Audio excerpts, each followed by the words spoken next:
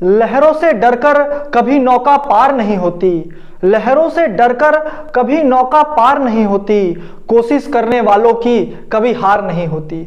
जी हाँ दोस्तों, अगर आप अपनी मंजिल की तरफ बढ़ चले हैं तो फिर रास्ते में आने वाली मुसीबतों से घबराइए मत, डरिए मत, बल्कि उनका लड़कर सामना कीजिए, क्योंकि आप जितनी कोशिश करेंगे आपकी सफलता आपके उतने ही नज़दीक आती चली जाएगी।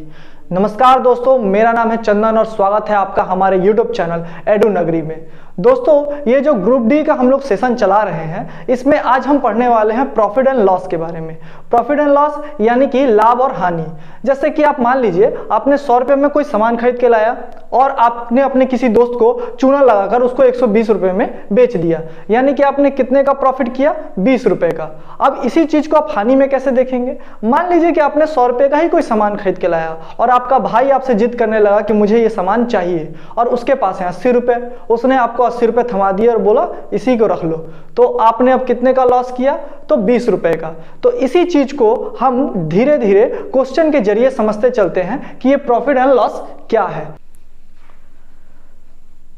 तो चलिए दोस्तों, हम अपने अगले सवाल की तरफ चलते हैं, जो कि लिखा हुआ है, एक वस्तु को उसके अंकित मूल्य पर 25% और 38% की क्रमिक छूट के बाद 372 रुपये में बेचा गया, तो कुल छूट रुपए में कितनी है? तो चलिए दोस्तों, इसका क्रमिक छूट पहले निकाल लेते हैं, जो कि हमारा होगा क्रमिक छूट प्रतिशत में क्या निकलेगा।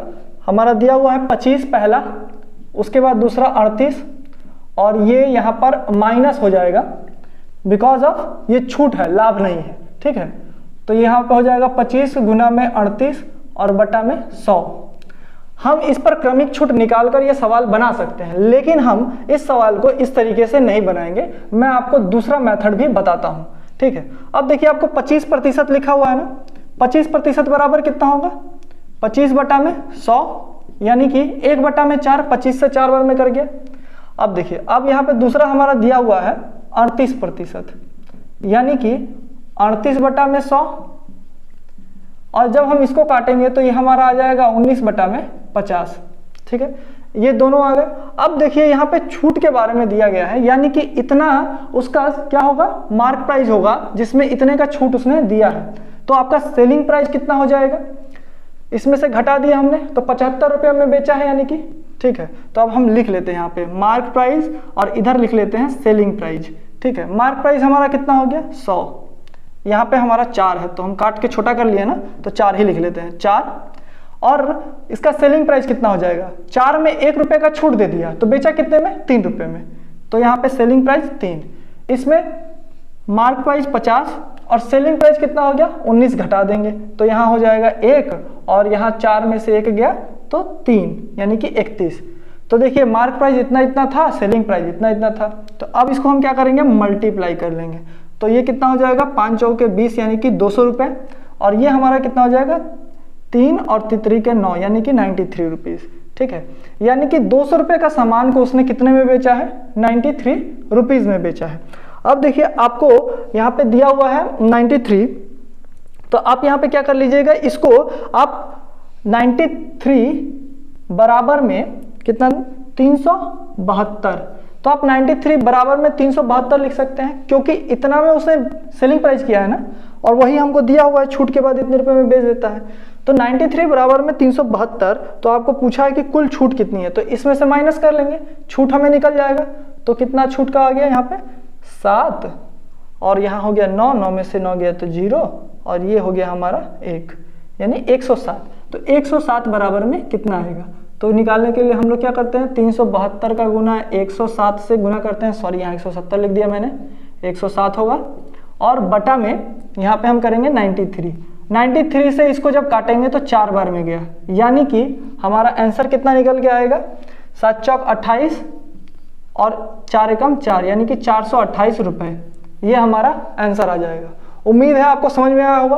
आप इससे भी ये सवाल बना सकते थे, लेकिन मैंने ये दूसरा मेथड आपको बताया ताकि आपको और सवाल इजी तरीके से समझ में आ सके। तो चलिए इसे भी उतार लीजिए।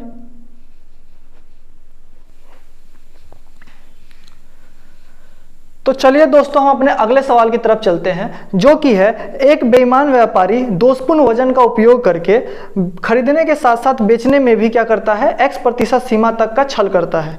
तो उसकी लागत पर लाभ प्रतिशत क्या है, यानी कि खरीदते समय वो x% का लाभ करता है और बेचते समय भी x% का लाभ करता है। तो ये दोनों बार उसने लाभ किया। तो अब हम क्या लिख सकते हैं, हम लिख सकते हैं x प्लस में x प्लस में x इंटू में x और बटा में 100। ये हमने इसलिए किया क्योंकि दोनों समय में वो क्या कर रहा है, लाभ कर रहा है। और ये टोटल लाभ प्रतिशत क्या निकलेगा फिर 2x प्लस में x का स्क्वायर बटा में 100, जो कि इस सवाल का आंसर हो जाएगा। ठीक है, इसे आप लोग उतार लीजिए और देखिए यही इसका फॉर्मूला है। अगर ये लाभ पूछ रहा है तो ये है, और जब यहाँ पे ये छूट पूछ देता है, यानी कि अभी तो इसने लाभ पूछा, ठीक है, अगर यहीं पे ये छूट पूछ देता तो हम लिख देते 2x और यहाँ प्लस की जगह पे माइनस हो जाता x स्क्वायर बटा में 100।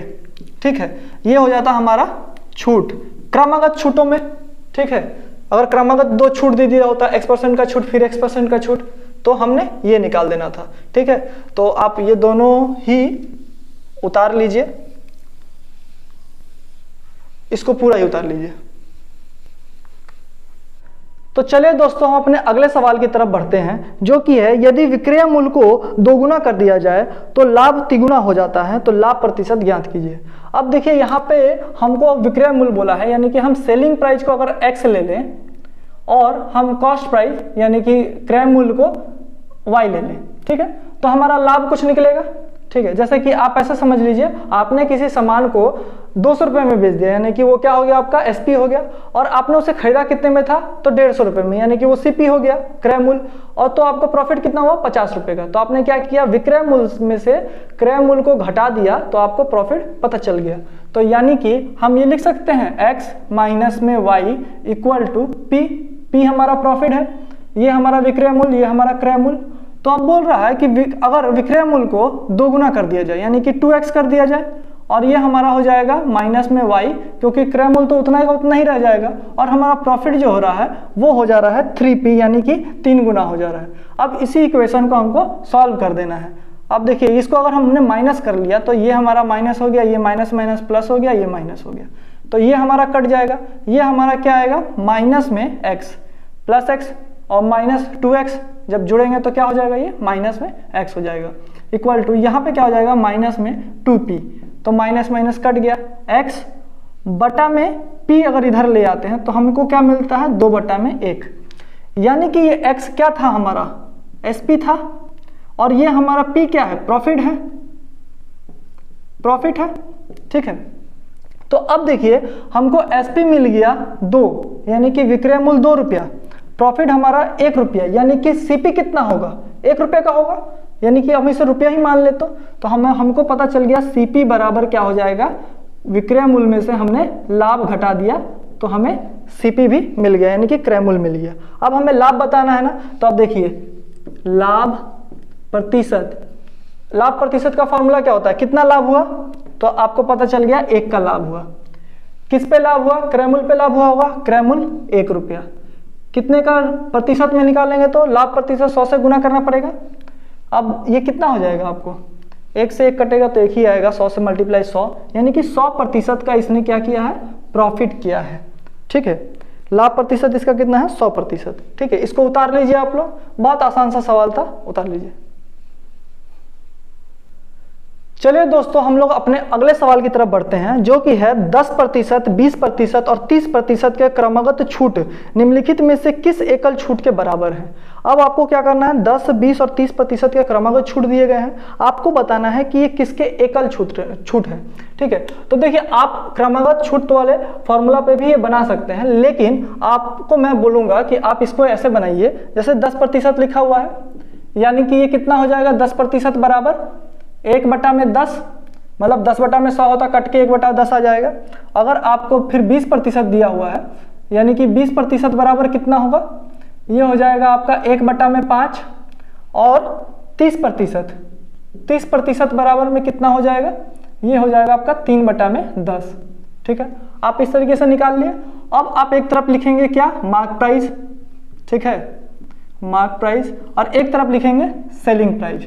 अब देखिए 10 रुपए का सामान पर आपको 1 रुपए का क्या मिला, छूट मिला, यानी कि उसको आपने कितने में खरीदा होगा, यानी कि उसने कितने में बेचा होगा, 9 रुपए में, और उसका मार्क प्राइस कितना होगा, 10, तभी ना 1 रुपए का छूट मिला।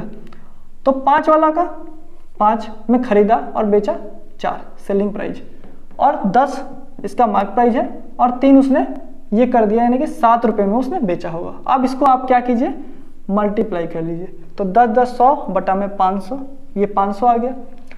अब ये कितना हो जाएगा, 9 चक 36, और 36 का 7 से गुना कर लेंगे, आपको मिला 252। अब देखिए इतने रुपए का सामान है, इतने रुपए में उसने बेच दिया, तो पूछ रहा है कि एकल छूट क्या है, तो इसमें छूट कितना मिला, छूट हम यहाँ निकाल लेंगे, यानी कि 8, 9 में से 5 गया 4, 4 में से 2 गया 2, यानी कि 248 का 248 इतने का छूट मिला। कितने पे मिला, 500 रुपये पे मिला, ठीक है। तो इसको प्रतिशत में बदलना है, 100 कर दिए, तो ये कितना हो जाएगा हमारा, कट गया, यहाँ से कट गया, ठीक है। ये अगर हम 5 से भाग देंगे तो 5 चौके 20, ठीक है, और 5 9 45 दशमलव ये 3 है, तो आपका कितना हो जाएगा, 5 छके 30, यानी कि 49.6% इसको छूट मिला है, यही आपका आंसर हो जाएगा। उम्मीद है आपको समझ में आया होगा।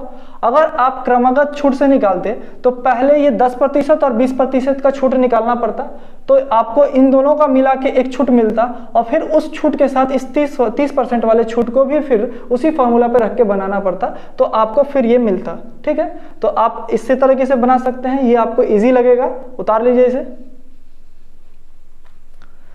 चलिए दोस्तों हम अपने अगले सवाल की तरफ चलते हैं, जो कि लिखा हुआ है, निम्नलिखित में से कौन 6,896 रुपये का एक अधिकतम छूट प्रदान करेगा, मतलब 6,896 रुपये पर सबसे ज़्यादा छूट कौन देगा।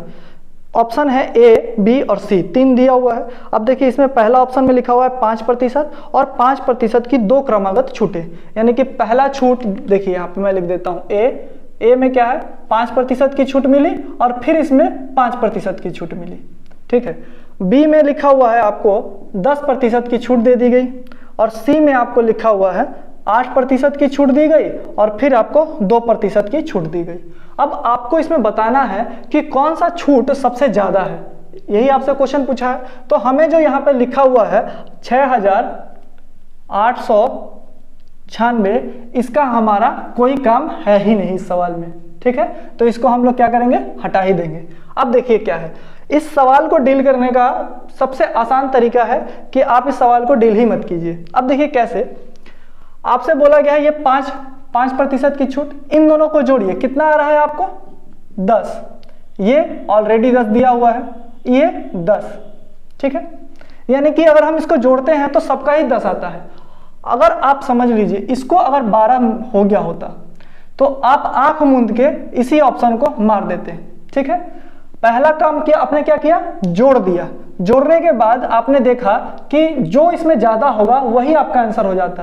तो लेकिन यहाँ पे तो जोड़ने के बाद सब 10-10 ही आ रहे हैं, अब तो सवाल यहाँ फंस गया कि अब सब 10-10 आ रहे हैं, तो ये भी यहाँ पे सवाल नहीं फंसा। अब देखिए यहाँ पे क्या हम देखेंगे कि कौन सा छूट सबसे ज्यादा है। देखिए इसमें 5% दोनों ही 5-5 है, छोड़ दीजिए। इसमें 10% इस 5 से तो बड़ा है, यानी कि अभी तक तो सबसे बड़ा यही मिला।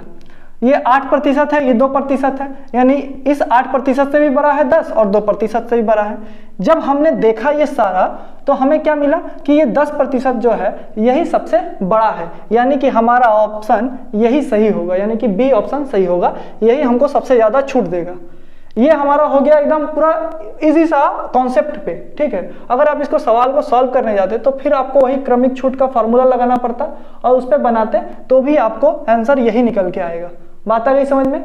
आपको क्या देखना है, पहला आपको देखना है इनको जोड़ने के बाद अगर इनमें से कोई बड़ा निकल जाता है तो वही आपका आंसर हो जाएगा।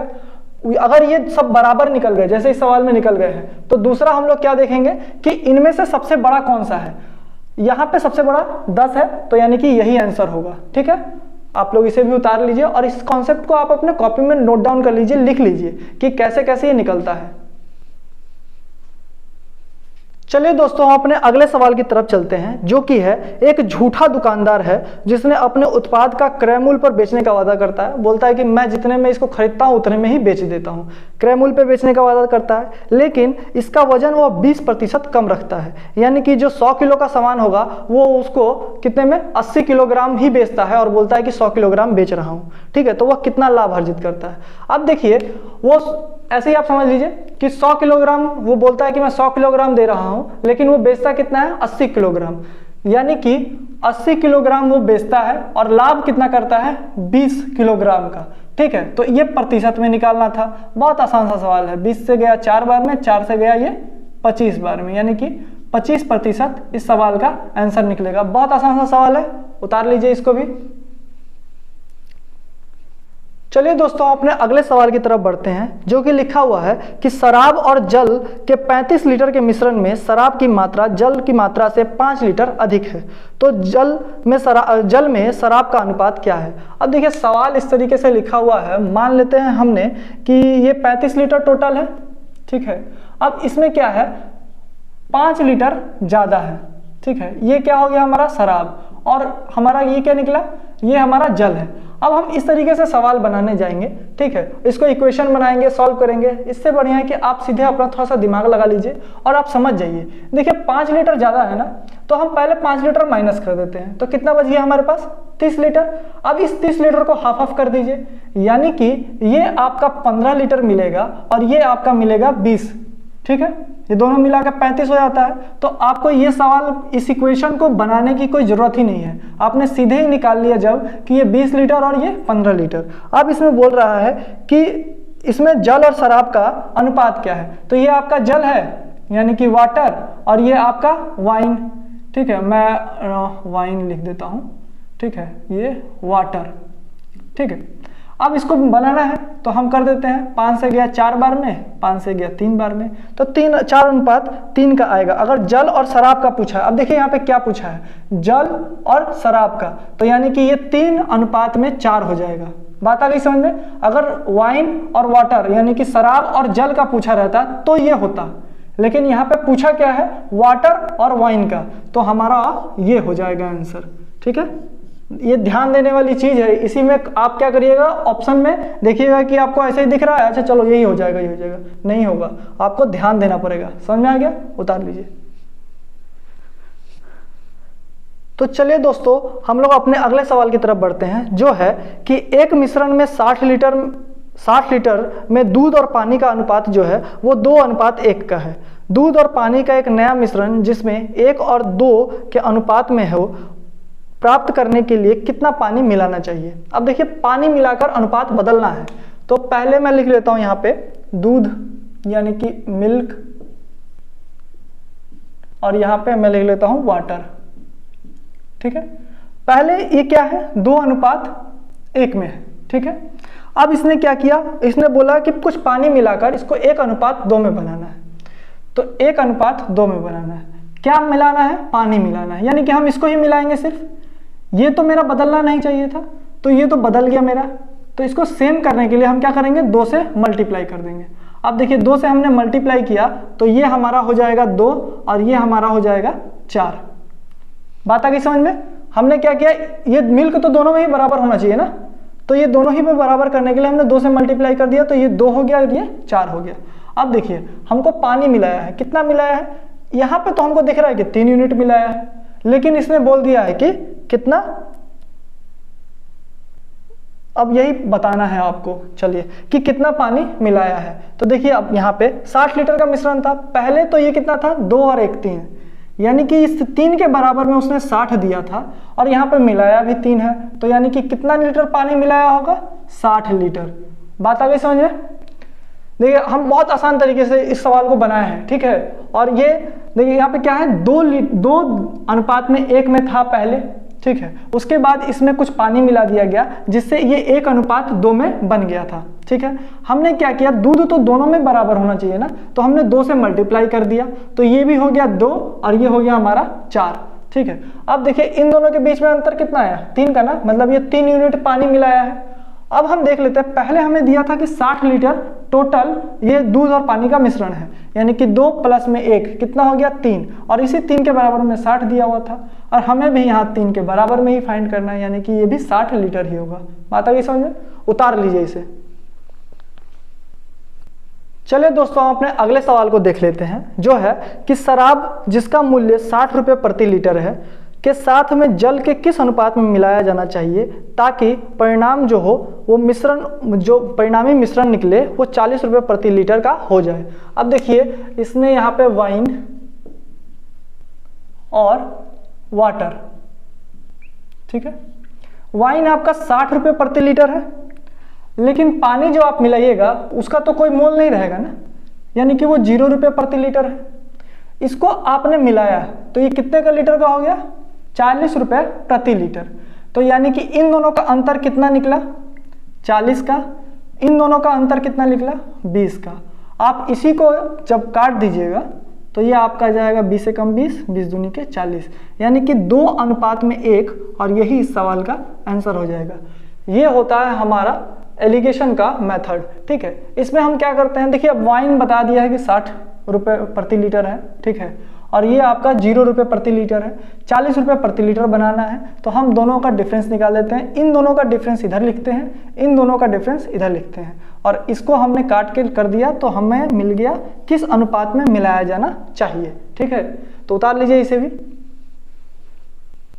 हम अपने अगले सवाल को देख लेते हैं, जो कि है एक दुकानदार के पास 160 थैले गेहूं हैं, उसने कुछ थैले 10% लाभ पर बेच दिए और शेष जो है उसने 20% लाभ पर बेचता है, और 160 थैलों को बेचने में उसका कुल लाभ जो है 18% का होता है। तो पूछ रहा है कि 20% लाभ पर कितने थैले बेचे गए थे, ठीक है। अब देखिए क्या बोल रहा है, हमने एक हमारा दिया हुआ है कि 10% लाभ पे बेचता है, और दूसरा हमें दिया हुआ है कि वो 20% लाभ पे बेचता है, लेकिन उसका कुल लाभ कितना होता है? 18% का, ठीक है। तो इन दोनों का डिफरेंस कितना आया? ये हमारा आ गया 2। इन दोनों का डिफरेंस ये हमारा आ गया 8, यानी कि इससे जब कटा तो 1 अनुपात में 4 के अनुपात में कट गया, यानी कि 10% पर बेचने वाले का अगर 1 होगा तो 20% पर बेचने वाले 4 होंगे। तो अब देखिए यहाँ पे बोल रहा है कि 20% लाभ पर कितने थैले बेचे गए। अब पहले तो ये दोनों ही जोड़ लीजिए, 4 और 1 5, ये 4 प्लस में 1 यानी कि जो 5 है, इन पांचों थैलों को का बराबर कितना है? 160 थैले। 160 थैले हैं टोटल, ठीक है। तो आपसे पूछ रहा है कि ये 20% वाला ना, यानी कि 4 बराबर में कितना हो जाएगा? तो हम लिख देंगे 160 इंटू में 4 और डिवाइडेड बाई 5। तो 5 से गया, 5 तिहाई 15, 5 दूनी 10, और इसको जब हम करेंगे तो ये हो जाएगा 8 और 4 तिहाई 12, यानी कि 128 थैले इसने जो है 20% लाभ पर बेचे हैं। उम्मीद है आपको समझ में आ गया होगा। उतार लीजिए इसे। तो चलिए दोस्तों, हम अपने अगले टाइप के सवाल देख लेते हैं, जो कि है 8 मेजों का क्रय मूल्य 5 मेजों के विक्रय मूल्य के बराबर है, तो प्रतिशत लाभ क्या है? अब देखिए 8 मेजों का क्रय मूल्य, ठीक है, तो 8 मेजों का जो क्रय मूल्य है, क्रय मूल्य यानी कि सीपी, ये किसके बराबर है? ये 5 मेजों के विक्रय मूल्य यानी कि एसपी के बराबर है, ठीक है। अब देखिए इसको इस तरीके से आप लिख सकते हैं, 8 मेजों का क्रय मूल्य 5 मेजों के एसपी के बराबर है। इस तरीके से आप लिख सकते हैं, सवाल आपका यहीं पे बन जाएगा। अब देखिए लिख सकते हैं आप सीपी बटा में एसपी, 5 बटा में 8, ये 8 इधर चला गया, ये एसपी नीचे चला गया, यानी कि आपका कॉस्ट प्राइस कितना है? 5 रुपया। सेलिंग प्राइस कितना है? 8 रुपया। 5 रुपये के सामान को 8 रुपये में बेच दिया, यानी कि आपका प्रॉफिट परसेंट में क्या निकलेगा? 3 रुपये का इसने प्रॉफिट किया, ठीक है। कितने पे किया? तो से आपका कॉस्ट प्राइस कितना है? 5 पे किया, तो प्रतिशत कितना निकलेगा? 5 से काट दिए 20 बार में, यानी कि 60%, और यही इस सवाल का आंसर हो जाएगा। देखिए कितना आसान है, आपको बस इतना ही लिखना है कि 8 मेजों का क्रय मूल्य, 8 मेजों का क्रय मूल्य यानी कि 8 इंटू सीपी, और 5 मेजों का क्या है? सेलिंग प्राइस यानी विक्रय मूल्य, तो एसपी, ठीक है। और जब इसको आप बटा में लाइएगा तो आप वही मान लीजिएगा, यानी सीपी बराबर 5 और एसपी बराबर 8, तो प्रॉफिट आपका कितना निकलेगा? 3/5 इंटू में 100, ये प्रॉफिट परसेंट निकल जाएगा। उतार लीजिए इसे। चलिए दोस्तों, हम अपने अगले सवाल की तरफ बढ़ते हैं, जो कि है सूरज 7 रुपए में 5 की दर से टॉफी खरीदता है और 4 रुपए में 3 की दर से बेचता है, तो उसे लाभ प्रतिशत या हानि प्रतिशत ज्ञात कीजिए। तो अब देखिए, उसने 7 रुपए में 5 चॉकलेट खरीदे, यानी कि 1 रुपए में उसने कितना खरीदा होगा, 5/7।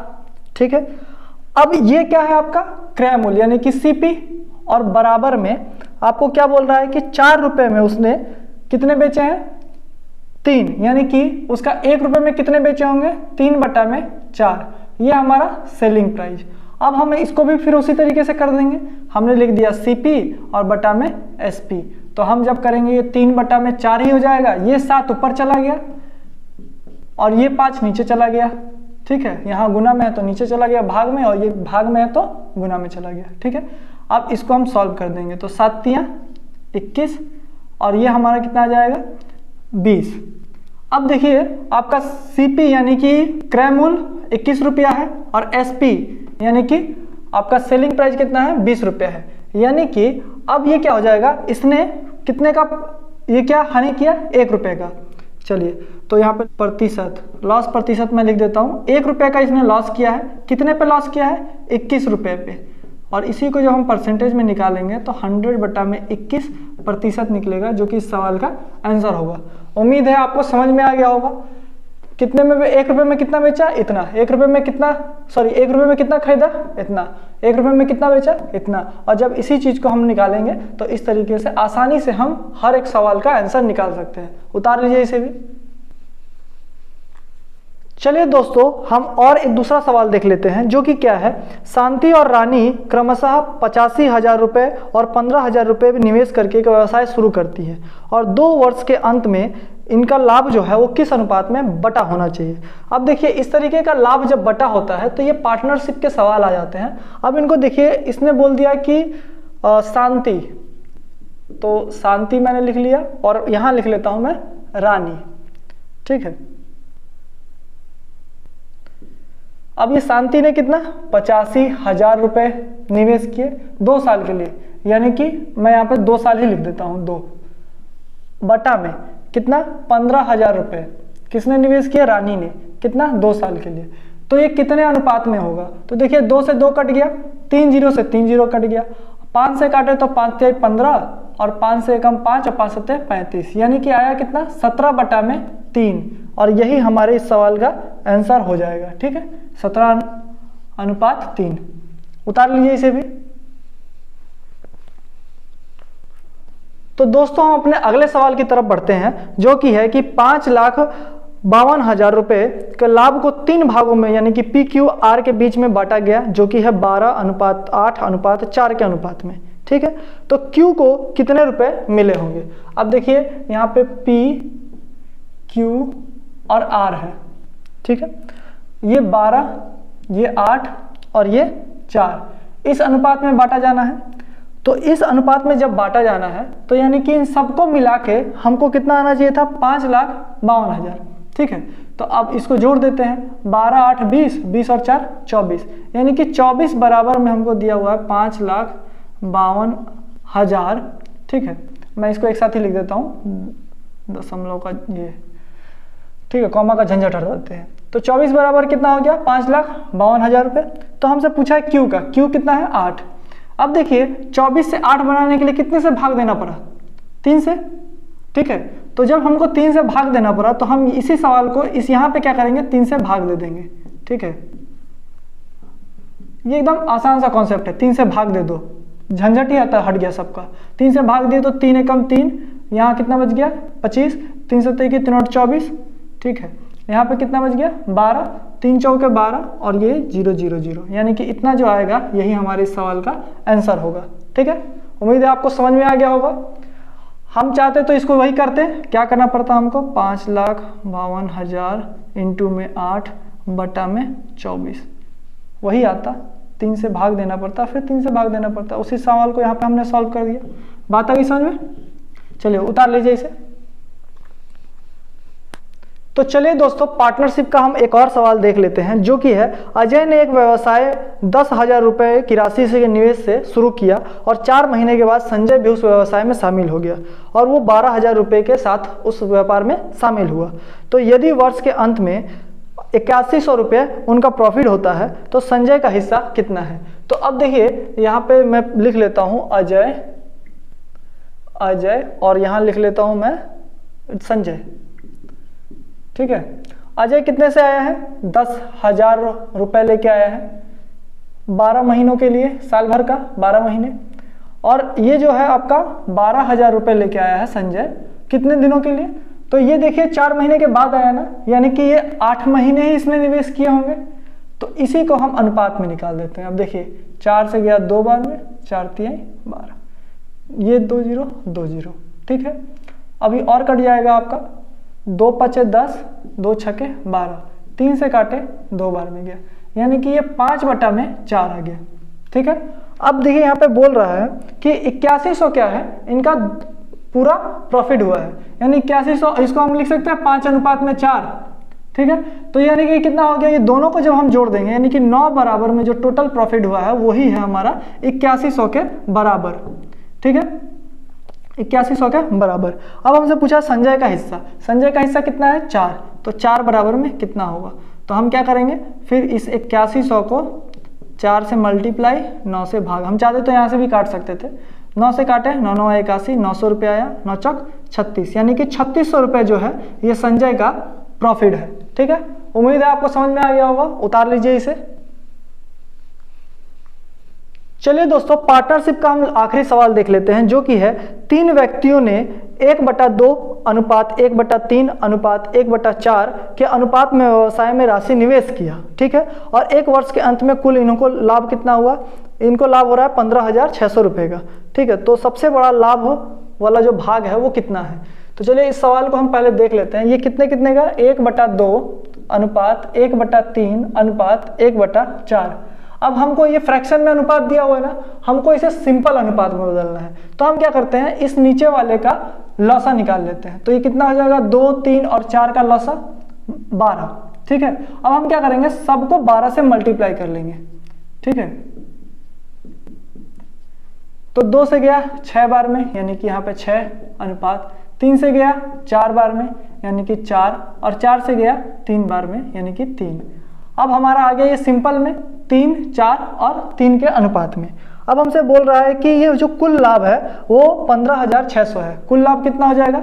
6 4 10 3 13, और इसी 13 के बराबर में बोल रहा है 15600, इतना है।